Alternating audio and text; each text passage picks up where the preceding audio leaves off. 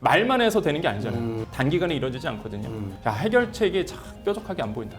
여기서 지금 돈이 빠져나가고 있어요. 지금 이게 위기설이 막 되다 보니까 결국에는 서민들이 피해봤습니다.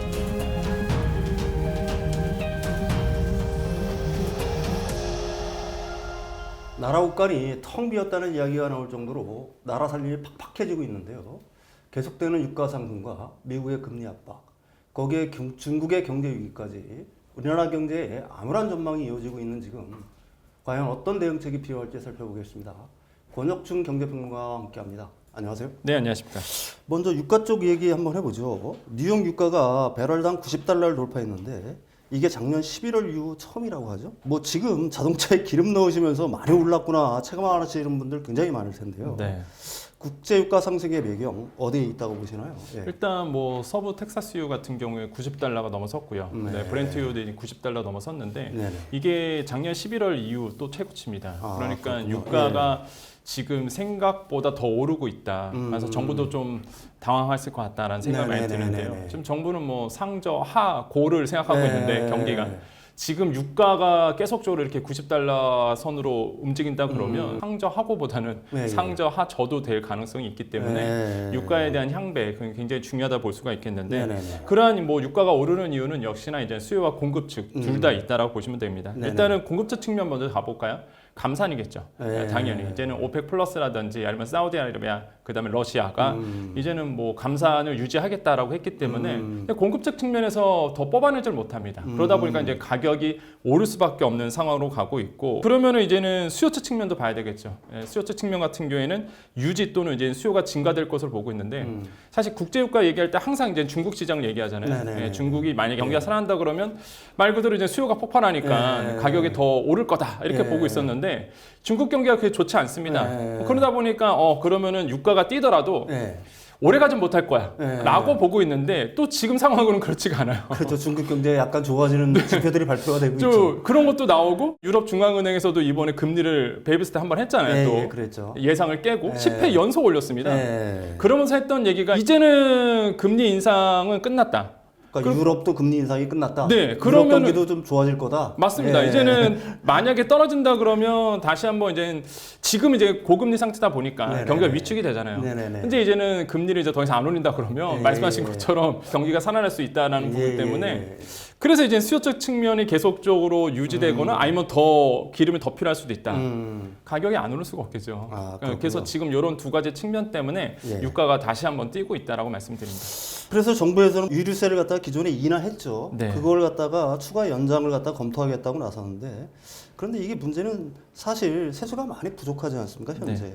그런 상황에서 세수 부족을 더 심화시킬 우려가 있겠죠. 유류세 인하 방침과 세수 부족 상황은 과연 어떤가요? 지금 어떤 상황이죠? 지금 이제 정부가 발표를 했었어요. 물가 민생 점검 회의 때 이제 추 부총리가 이런 얘기를 했습니다.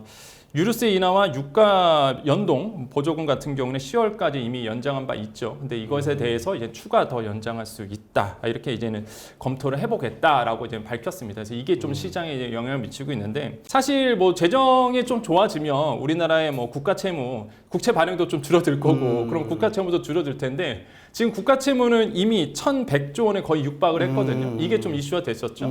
결국에는 1인으로 본다 그러면 한 2,200만 원 정도 빚이 있는 거예요. 결국 우리가 벌어서 또 국가 채무를 갚아야 되기 때문에 그렇게 된다면 어쨌든 간에 국가 채무가 늘어난 상태고 그러면 그거를 메꾸기 위해서는 사실 재정이 좋아야 되는데 재정도 지금 본다 그러면 마이너스 상태입니다. 통합재정 수지 같은 경우가 이제 37조 원 적자입니다. 거기에서 이제 국민 연금이라든지 4대 보험 이거에 들어가는 기금을 차감해서 나오는 게 관리재정 수지인데 이 관리재정 수지가 실제적인 살림살이입니다. 이게 지금 67조 원 적자. 결국에는 뾰족한 뭐 방법이 없는 거예요. 지금 상황으로 국가 채무도 쌓이고 그래서 사실 유류세 인하까지 연장한다 그러면은 글쎄요, 뭐 말 그대로 아마 골치가 굉장히 아플 것 같다는 생각이 많이 듭니다. 정부마저 뭐 영권하는 시대가 아닌지 하는 생각이 드는데 과연 해결책이 있을지 앞으로의 상황 어떻게 보고 계십니까? 이게 뾰족한 해결책이 없을 것 같아요. 정부도. 왜 그러냐면 일단은 아까도 말씀드렸지만 유가 일단 오릅니다. 그건 아까 말씀드렸으니까 그게 첫 번째 이유고 두 번째로는 미국과 중국과의 관계가 더 악화될 기로에 있다는 거죠. 근데 이게 왜 우리나라의 그 재정에 영향을 미치느냐? 뭐 중국과 미국이 이제 싸우게 되면 이번에도 화해 사건이 있었잖아요. 그러면 이제는 중국의 견제가 더 심해지겠죠. 우리나라의 반도체 시장에 고스란히 영향을 미칩니다. 네네네. 근데 왜 이게 재정과 관련이냐면 우리나라의 법인세 같은 경우가 이번에 재정이 왜 안 좋아졌냐면 법인세에서 마이너스 17조 원 나왔어요. 그러니까 네네. 17조 원이 감소가 됐습니다. 네네네. 그러니까 법인세에서 뽑아져 나와야 되는데 사실 법인세가 거치진 않아요. 주요한 원인은 일단은 그 회사들이 기업들이 낼 돈이 없어요. SK 하이닉스는 하나도 안 냈잖아요. 그러니까요. 아니 이게 뭘 벌어야 네. 법인세를 내죠. 네네네. 지금 뭐 매출이 안 나옵니다. 네. 그러다 보니까 당연히 이번에 재정 수지가 마이너스 났던 큰 폭이 이제 법인세였거든요. 또 하나가 이제 자산 시장인데 이번에 또 이제는 그 총수입이 줄어들었던 이유가 아까 법인세도 그랬지만은 소득세도 줄어들었습니다. 네네네. 소득세가 한 12조 원 정도 줄어들었는데 네네네. 결국에는 소득세라는 거는 아시겠지만 양도소득세가 준 거예요. 그러니까 네, 자산 그렇죠. 시장이 다운되면서 거래가 안 됩니다. 부동산 시장이. 그러면 이제 양도소득세가 줄 수밖에 없는 부분이에요. 그래서 소득세도 감소가 됐어요. 지금 이거 뭐 우리가 예를 들어서 부동산 거래 많이 살려야 됩니다. 뭐 기업 법인세 많이 내야 됩니다. 말만 해서 되는 게 아니잖아요. 이게 거시적인 환경이 바뀌어야 되고 기업의 환경이 바뀌어야 되고 글로벌 경기가 좋아져야 되는데 단기간에 이루어지지 않거든요. 그러다 보니까 지금 제가 봤을 때는 야, 해결책이 참 뾰족하게 안 보인다. 결국에는 글로벌 경기가 좋아지는 부분 이런 부분들이 이제 선행돼야 된다고 생각을 해봅니다. 뭐 국민들 입장에서는 정부가 이제 올바른 대응책을 갖다가 사실 마련해주길 기대하고 있을 텐데요. 네. 이 난관을 헤쳐나갈 방법 어디에 있다고 보십니까? 일단 정부도 인식을 했어요. 네. 일단 특례보금자리로 야 이대로 놔두면 안 돼. 그래서 일단은 일반형 같은 경우는 26일까지, 네네. 9월 26일까지만 받습니다. 네. 지금 뭐 부동산 내 집만 하시는 분들 발등에 불 떨어졌어요. 네. 이거 받으려고. 네. 대출의 증가폭이 너무 급격하게 늘었다는 거죠. 정부가 해야 될 일은 시장에서 우려하고 있는 부분들, 그러니까 위기설 같은 게 있습니다. 뭐 모의 위기설 나오는데 네. 그 위기설의 팩트가 아닌 게 있어요, 사실. 네. 정부도 좀 답답할 겁니다. 그래서 시장의 안정화를 위해서 불확실성을 제거해줘야 된다.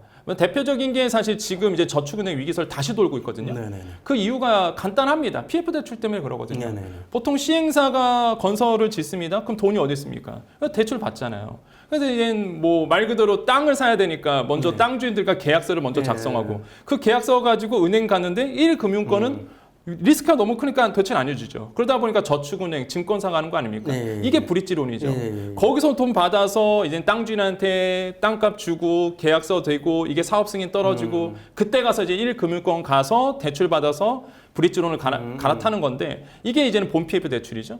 그럼 여기서 문제가 하나 생깁니다. 브릿지론에서 본 PF로 넘어가는데 이게 여기서 고리가 딱 끊겼어요. 분양 시장이 안 되다 보니까 지금 그러다 보니까 건설사들이 말 그대로 이제 자금이 묶이게 되고 네. 정부가 이제 이번에 발표를 합니다. 이 PF 대출에 대해서 자금줄 풀어주겠다. 어떤 발표가 될지 모르겠지만 이런 부분이거든요. 위기설에 대해서 선제적으로 좀 대응을 해줘야 된다라고 좀 볼 수가 있겠고 특히 저축은행 위기설 여기서 지금 돈이 빠져나가고 있어요. 지금 이게 위기설이 막 되다 보니까 결국에는 서민들이 피해봤습니다. 예. 서민들이 가는 데가 바로 저축은행이잖아요. 예. 그래서 그렇기 때문에 이런 위기설에 대해서 선제적으로 대응해줘야 된다. 그래야지만 우리나라의 그 신뢰감이 생기고 불확실성이 이제 감소될 수 있다라고 좀 말씀을 드리겠습니다. 거시 건전성 정책에도 좀 힘을 좀 써주기를 좀 바라고요. 네네. 예. 대내외 불확실성이 커지는 만큼 우리나라 경제가 올바른 방향으로 갈 수 있는 방안을 정부에서 모색하길 기대해 봅니다.